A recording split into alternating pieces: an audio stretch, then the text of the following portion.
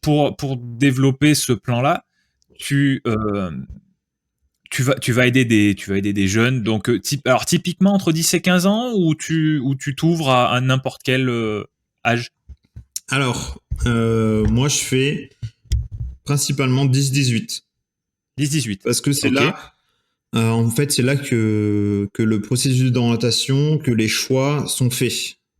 Oui. Après, bien sûr que je m'ouvre à plein d'autres choses, notamment les étudiants en première année.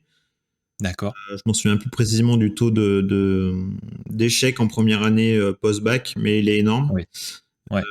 Voilà. Et puis la petite anecdote rigolote, c'est que ma mère est à la retraite depuis maintenant 2 ans. Et elle se D'accord. demandait quelles activités elle pouvait faire à la retraite. Et en fait, j'ai appliqué cette méthode sur elle. Oui. Et ça a fait naître des choses. Donc voilà, je m'intéresse aussi aux personnes en reconversion, aux adultes, etc. Ouais. D'accord. Donc 10-18 ans, et puis plus ou moins 70 ans, quoi. Oui, bah en fait, je fais Enfin, moins exactement la même 70 ans, méthode. Hein. C'est ça, de 7 à 77 ans. Ok. En Oui, fait, je fais exactement la même. toujours la même méthode. Oui. Exactement la même, ouais. Un adulte en reconversion qui a travaillé 20 ans à la Banque de France, et ben en fonction de, je repars de lui, de ses envies du moment, et je vais lui faire rencontrer des professionnels, des métiers qui visent. Et du coup, c'est comme ça qu'il va pouvoir voir s'il a les compétences. S'il n'en a pas, ça va faire apparaître des besoins en formation, parce que quand on se réoriente, il y a forcément, très souvent des besoins en formation ou en auto-formation. Et puis, ça va créer justement ce réseau professionnel, parce que les offres d'emploi, peut-être qu'elles passent d'abord un peu en interne. Et du coup, si la personne a ce qui intéresse l'autre, et ça peut être... Voilà, enfin, j'essaie de créer ces passerelles à tout âge. Mais moi, sincèrement, une de mes priorités, c'est les collégiens et les lycéens. Ok, alors j'ai bien retenu 10-18. Ok, donc tu as cette population-là que tu veux aider. Et après, en parallèle, tu les mets en relation avec des professionnels, donc de domaines les plus larges possibles et les plus divers possibles.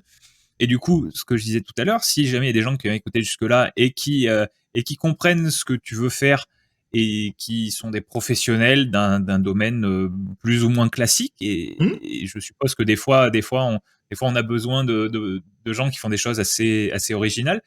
Ça peut être des gens que tu aimerais rencontrer, enfin rencontrer, en tout cas échanger, discuter avec, pour éventuellement aider des jeunes après. C'est ça? Oui. D'accord. Un gros oui. En fait, j'ai une petite armée avec moi. Je me suis fait un tableur dans lequel je rentre les noms, les prénoms, enfin les contacts des personnes. Oui.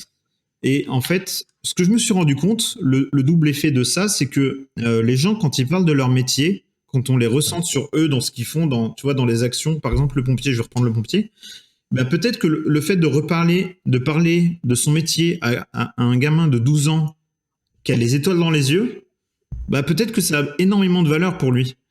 Ouais. Et du coup, j'essaye de me faire une liste de gens ressources, tu vois, dans tous les métiers. Et alors, moi, j'ai un principe aussi dans l'orientation, c'est d'essayer de ne pas la genrer, d'essayer, voilà, d'appliquer le moins de biais possible. C'est-à-dire que si un garçon veut faire, peu importe les métiers féminins, là, on voit avec tout ce qui est santé, ma mère a travaillé en crèche, il y a très peu d'hommes. Donc voilà, j'essaie de ne pas genrer du tout mon orientation. D'accord. Et inversement, hein, s'il y a une fille qui veut faire maçon, je vais lui faire rencontrer un maçon, une maçonne, enfin voilà. Donc, j'ai certains principes d'orientation. Mais oui, bien sûr, si vous qui nous entendez, vous voulez rejoindre mon armée et justement pouvoir échanger avec des jeunes sur ce que vous faites au quotidien, parce qu'en fait, vous êtes les seuls à savoir qu'est-ce que c'est que le métier d'infirmière libérale. Et ça doit pas être rose tous les jours.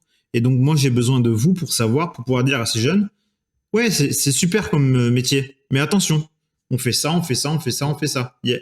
Voilà, faire apparaître les contraintes aussi. Ouais, qu'ils aient conscience de la situation globale. Ouais, de la réalité du truc.